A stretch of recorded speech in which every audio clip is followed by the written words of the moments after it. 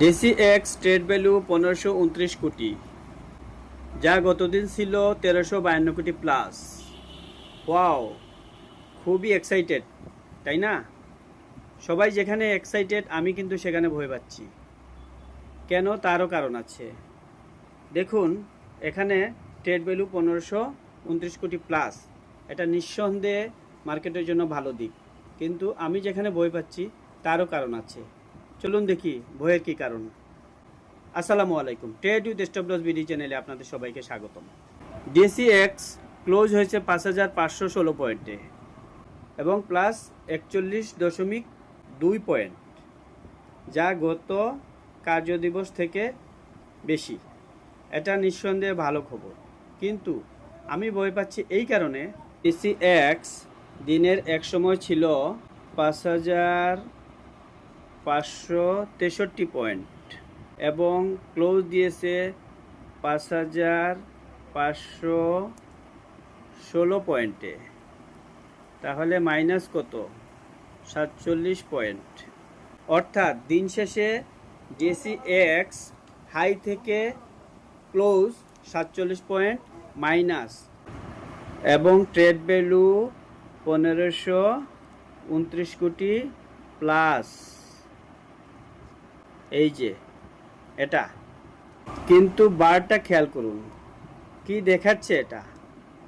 গত দুদিন আগে আমি আমার ভিডিওতে আপনাদেরকে ডিএসিএক্স নিয়ে সতর্ক করেছিলাম যে ডিএসিএক্স যেন কোনোভাবেই এরকম না হয়।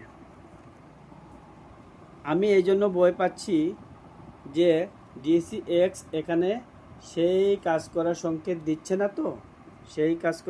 দিচ্ছে না তো, রিমেম্বার, আমাদের ভলিউম বার উপরে যাবে, এটা বাজারের জন্য পজিটিভ, কিন্তু কোনো অবস্থাতেই যেন আমাদের ইন্ডেক্স বার ডিসক্রিজ করার চেষ্টা না করে, সেদিকে আমরা সতর্ক থাকব। আজকে যদি আমরা ডিসিএক্স আওয়ারলি চার্টে দেখি, তাহলে আপনারা দেখবেন আমার গত দিনের ইন্ডেক্সের সাথে কোনো মিল খুঁজে পান কি না। এই জায়গাটা আপনারা খেয়াল রাখেন। দেখুন এখানে ডিএসিএক্স আপনাকে সতর্ক করছে কি না। এই জায়গাগুলো আপনাকে অবশ্যই সতর্ক থাকতে হবে। যদি আপনি প্রফিটে থাকেন, কি পরিমাণ প্রফিটে আছেন, কোন অবস্থায় আপনার স্টক আছে, আপনি আপডেট নেন, প্রফিট লক করেন এবং নিউ এন্ট্রি খুঁজেন। প্রয়োজনে আপনি কোনো স্টক থেকে বের হয়ে বা প্রফিট লক করে আবার দুদিন সময় নিন, মার্কেট দেখুন, বুঝুন, তারপরে আপনি নতুন করে ইনভেস্টের চিন্তাভাবনা করুন। প্রয়োজনে অভিজ্ঞ কারো সহায়তা নিন। কারণ মার্কেটটা দেখুন, এভাবে এসে এখানে সে ডাউন হয়েছে, এভাবে এসে এভাবে ডাউন হয়েছে, এভাবে এসে এখানে ডাউন হয়েছে, এভাবে এসে এখানে ডাউন হয়েছে, কিন্তু এখানে একটি বিষয় লক্ষণীয়, দেখুন এখানে সে একটা গ্যাপ তৈরি করেছে। এই গ্যাপটা ফিল আপ করার জন্য সে হয়তো আবার এখান থেকে এখানে আসতে পারে, সম্ভাবনার কথা বলছি আমি, কারণ এখান থেকে মার্কেট আপেও চলে যেতে পারে। যদিও বিষয়টা এত সহজ নয়, কারণ সামনে ইন্ডেক্সের বড় একটি রেজিস্ট্যান্স রয়েছে। যদিও রেজিস্ট্যান্স ভাঙা বা রেজিস্ট্যান্স ঘোরা মার্কেটেরই কাজ। এছাড়া আমি ভয় পাচ্ছি আজকের এই ক্যান্ডেল নিয়ে, কারণ গত কিছুদিন যাবৎ মার্কেটের ভলিউম এবং ক্যান্ডেল বেশ ভালোই কম্বিনেশন তৈরি করেছিল। আমি আমার গত ভিডিওতে আপনাদেরকে দেখিয়েছি, কিন্তু আজকের ক্যান্ডেল এবং ভলিউম দুটোই আমার মনে ভয়ের সম্ভাবনা তৈরি করেছে। কারণ আমি যে প্রফিট করেছি সেটাকে আমাকে ধরে রাখতে হবে এবং আমার পুঁজি সেভ করতে হবে। কারণ আমরা সবাই জানি সাবধানতার মাইর নাই। দেখুন গত দুবার তিনবার মার্কেট এই জায়গাগুলোতে বাধা পেয়েছে এবং সে কোনোভাবেই অতিক্রম করতে পারে নাই। তাই এবার যদি মার্কেট এই জায়গাগুলোতে বাধা পায়, তবে আমাদেরকে লসের সম্মুখীন হতে পারে। তাই আমরা এখানে অবশ্যই সাবধানতা অবলম্বন করব। দেখুন মার্কেট অবশ্যই এসব জায়গা পার করতে পারে। এই তিনবার আজকে আমার মোটেও ভালো লাগেনি। আমি মার্কেট আগামী 2 দিন অবজার্ভ করব, তারপরে আমার নিউ বাই ডিসিশন নিব, নতুন স্টকে বাই অপরচুনিটি খুঁজব। কারণ দেখুন এসব জায়গা পার করা এত সহজ নয়, খুবই কঠিন।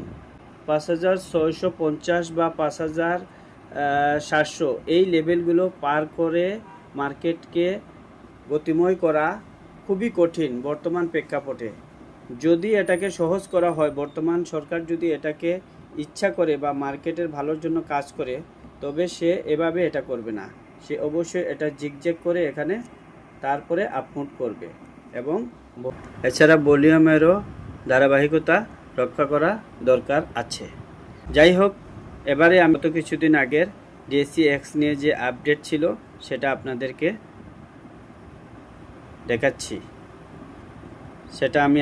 দেখাচ্ছি। আপনারা চাইলে দেখে নিতে পারেন। এই যে এটা দেখুন, DSE-X কি নতুন আপের ইঙ্গিত দিচ্ছে নাকি এটা শুধু শর্ট টার্ম বাউন্স? চলুন দেখি DSE-X ভলিউম নিয়ে সংক্ষিপ্ত মার্কেট আপডেট। আসসালামু আলাইকুম, ট্রেড উইথ স্টপ লস ভিডিওতে সবাইকে স্বাগত।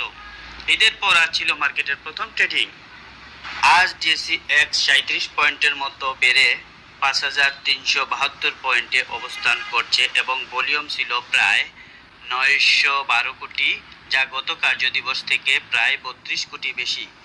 আমরা DSE-X আওয়ারলি চার্টে দেখতে পাচ্ছি ঈদের আগে ও ঈদের ছুটির পর বাজারে কিছুটা ফ্রেশ বাইং ইন্টারেস্ট লক্ষ্য করা যাচ্ছে। এই বিষয়গুলো আপনারা খেয়াল রাখেন। এই মার্কেট আপের সাথে সাথে ভলিউম সেই পরিমাণে ইনক্রিজ করেনি। এখন মার্কেট মূলত দুইটি জিনিসের ও লিকুইডিটি সিচুয়েশন আপ। যদি এটা ঘটে, যদি DSE-X এই জায়গাটা সাকসেসফুলি ব্রেকআউট না দিতে পারে এবং টার্ন ওভার কমে যায়, তাহলে মার্কেট এখান থেকে আবারও নিচের দিকে পুলব্যাক করতে পারে। বাজার যদি এখান থেকে পুলব্যাক করে, তো 653 বা 5,650 এই লেভেলটা অনেক শক্ত একটা রেজিস্ট্যান্স। এটা পার করা মার্কেটের জন্য অনেক কঠিন, কিন্তু আমার ব্যক্তিগত অ্যানালাইসিস, আপনারা নিজের বুদ্ধিতে এবং নিজের বিচার বিবেচনা বোধ থেকে মার্কেটে ইনভেস্ট করবেন, সেই আশাবাদ ব্যক্ত করে সবার সুস্বাস্থ্য ও শুভকামনা জানিয়ে। তো যাই হোক, সম্মানিত বিনিয়োগকারী ভাই বোনেরা, আপনারা আপনাদের নিজ সিদ্ধান্তে বিনিয়োগ সিদ্ধান্ত নেবেন, প্রফিট টেক করবেন। আমি আমার মতামত এখানে তুলে ধরলাম। যদি আমার চ্যানেল ভালো লাগে অবশ্যই সাথে থাকবেন, এবং যারা অলরেডি আমার সাথে আছেন এবং আমাকে সাপোর্ট করছেন, সবাইকে ধন্যবাদ। আজকের মতো এখানেই বিদায় নিচ্ছি। আসসালামু আলাইকুম।